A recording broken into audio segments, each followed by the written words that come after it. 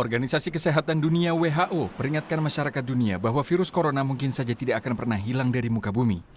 Tidak ada pula yang bisa memprediksi kapan pandemi corona bisa dikendalikan. Kendati demikian, WHO masih berharap vaksin yang efektif menangkal corona tetap dikembangkan, walau dibutuhkan waktu lama untuk memproduksi dan mendistribusikannya ke seluruh dunia. This virus may become just another endemic virus in our communities, and this virus may never go away. I think it is important that we're realistic, and I don't think anyone can predict when or if this disease will disappear. We do have one great hope. If we do find a highly effective vaccine that we can distribute to everyone who needs it in the world, we may have a shot at eliminating this virus. Presiden Joko Widodo sempat berpesan agar masyarakat tetap produktif di tengah pandemi. Pasalnya masyarakat kini diminta mulai terbiasa hidup berdampingan dengan virus corona. Kita ingin masyarakat produktif dan tetap aman dari COVID. Ya, beraktivitas ya. Dan kita memang harus berkompromi dengan COVID. Bisa hidup berdampingan dengan COVID. Yang kemarin saya bilang kita harus berdamai dengan COVID. Karena informasi terakhir dari WHO yang saya terima bahwa meskipun kurvanya sudah agak melandai atau nanti menjadi kurang, tapi virus ini tidak akan hilang. Sementara itu penasihat dari Center for Innovation Policy dan Governance, Yanuar Nugroho, merasa prihatin dengan kondisi keharusan masyarakat untuk hidup berdampingan dengan virus corona tanpa ada tindakan untuk melindungi kelompok rentan. Ketika kita hidup bersama dengan virus ini tentu ada prasyarat. Yang menjadi keprihatinan saya yang paling besar adalah prasyarat status kesehatan. Karena kita tahu dari data epidemiologi mengenai virus ini, ada kelompok-kelompok yang rentan terpapar dengan virus ini. Artinya, kalau masyarakat hidup bersama dengan virus ini tetapi tidak ada measure secara khusus untuk melindungi mereka yang rentan, ini sama saja menghadapkan mereka dengan maut. Ini catatan yang paling penting menurut saya. Virus corona kini telah menginfeksi lebih dari 4,6 juta orang dan menewaskan lebih dari 300.000 orang di seluruh dunia. Di Indonesia sendiri ada 17.000 orang lebih terinfeksi corona dengan total angka kematian lebih dari 1.000 orang. Tim Liputan, Kompas TV.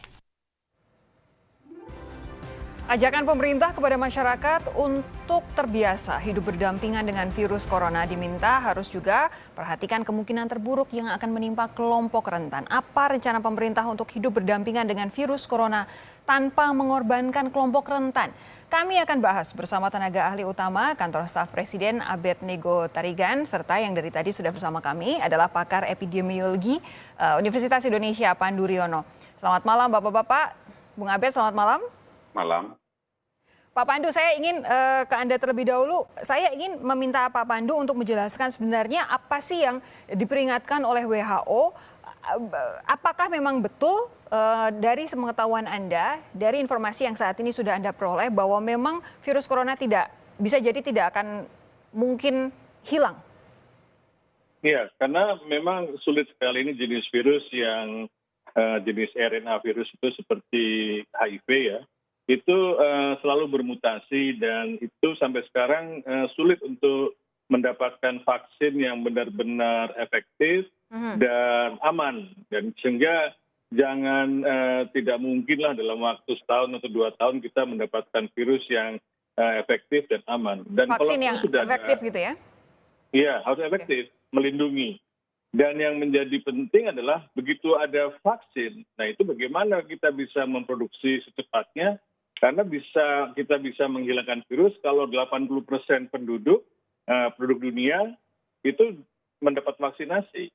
Dan mungkin produsen-produsen vaksin itu akan lebih mementingkan negaranya atau penduduk negaranya dulu sebelum bisa didistribusikan ke negara lain. Kalau Indonesia belum bisa membuat vaksin, maka kita akan ketinggalan juga. Jadi kita akan hidup lebih lama dengan kemungkinan virus ini menularkan banyak orang kalau kita tidak mengubah kebiasaan atau mengubah perilaku yang membuat virus itu sulit untuk pindah. Itu yang menjadi masalah.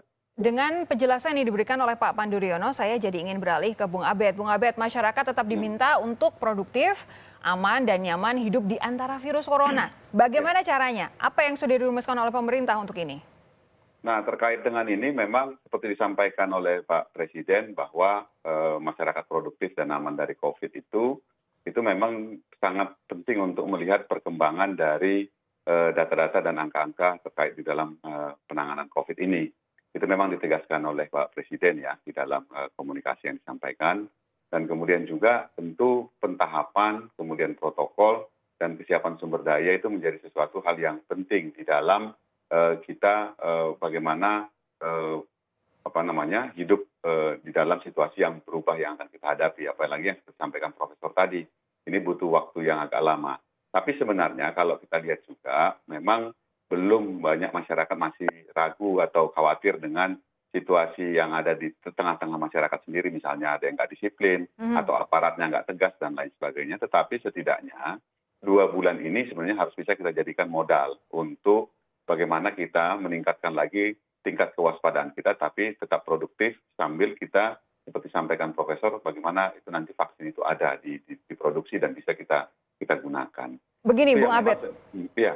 Yang jadi pertanyaan kemudian adalah sebagian masyarakat memberikan penilaian atau memberikan arti yang cukup spesifik atas apa yang disampaikan oleh Presiden. Katanya hidup berdampingan dengan virus corona, berdamai dengan corona. Nah, ini ada yang kemudian mengartikan ini pemerintah sudah menyerah. Tanggapan Anda? Enggak dong, karena misalnya apalagi kalau dalam perspektif kebencanaan ya, kalau misalnya kita lihat begitu, misalnya secara teknis Indonesia ini itu wilayah yang rawan bencana alam. Maka secara teknis juga orang Indonesia itu dan secara substansi itu harus bisa hidup dengan wilayah yang nggak stabil ini gitu, Gunung Merapi, gempa bumi dan lain sebagainya gitu ya. Coba kita lihat pengalaman kita yang dulu setelah tsunami Aceh, itu pengetahuan kita tentang tsunami itu meningkat drastis gitu loh.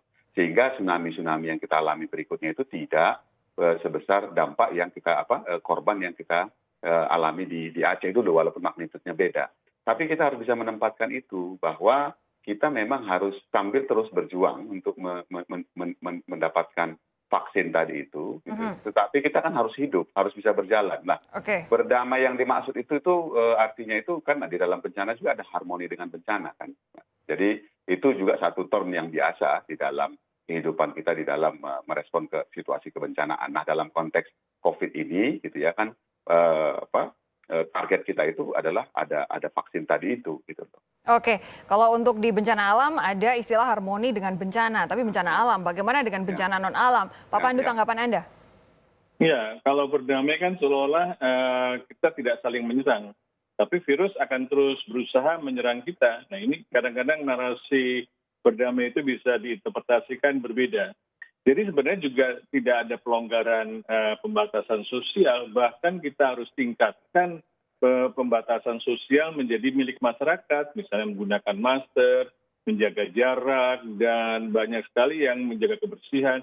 Banyak sekali yang harus dilakukan. Jadi mulai saat ini kan kita selama ini pendekatannya top down gitu kan. Jadi kita harus sekarang itu harus mengubah mindset daripada konsep pembatasan sosial ini menjadi bagian dari milik masyarakat, menjadi norma perilaku masyarakat. Jadi pembatasan sosial ini sudah berbasis komunitas dan masyarakat, karena kan menjadi norma baru. Ini yang menjadi bukan kita melonggarkan, malah kita meningkatkan lebih banyak kewaspadaan. Jadi seperti kalau dulu kalau kita kan kalau berpergian harus pakai helm, pakai seat belt. Nah, ini nggak tanpa disuruh pun harus demikian, karena efeknya itu bisa mematikan atau menjadikan sumber penularan pada orang lain.